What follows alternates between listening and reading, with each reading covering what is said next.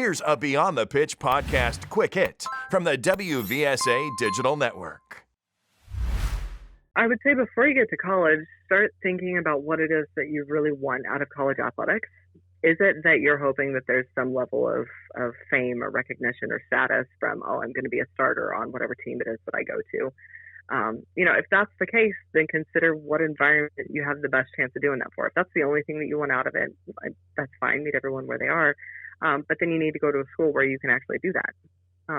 And you're not going to be able to do that at every school. There are often times where I hear athletes go, I was always the best where I was, and then I got to this place, and I'm no longer the best, and I have no idea how to handle that.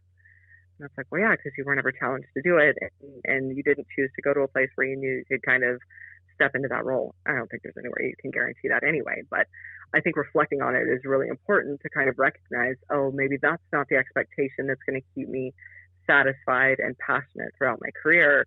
Is there something else that I can get out of it? So maybe one of the things that high school, junior high, whoever athletes kind of look at is what are the values that I'm getting from sport?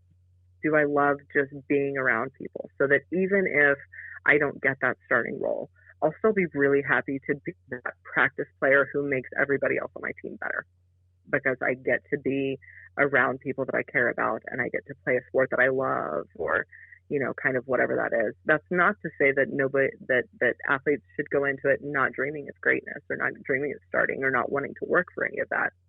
But I'm with you that having kind of this simpler expectation of what's really important to me about the sport. Reflect on why you started that sport in the first place, or why it is that you chose to specialize in that sport.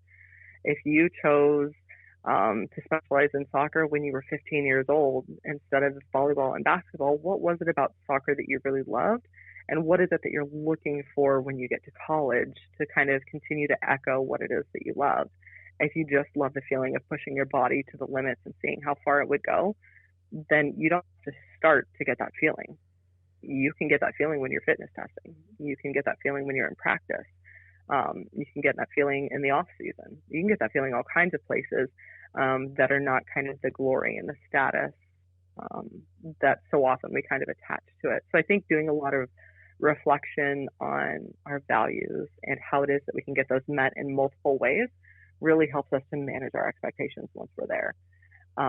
The other thing too is talk to older athletes that have gone through that process, that came in and wanted to start as a freshman and didn't, and were disappointed, and then had to work their way up to, just a player that contributes to then becoming a starter. How did they navigate that process? How did they deal with those expectations? What kinds of lessons can you as a freshman learn from your upperclassmen who have kind of navigated that before?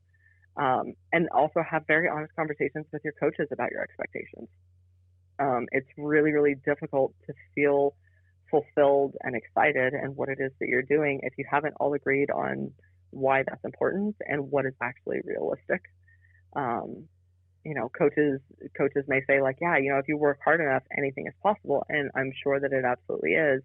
But it's also important for coaches to know that you really want to learn how to be a good teammate, or that you really want to learn to be a good leader. And so then they can help provide the kinds of opportunities that let you capitalize on those expectations that are a little bit less tangible than the playing time is, or than the number of started games are, and those kinds of things.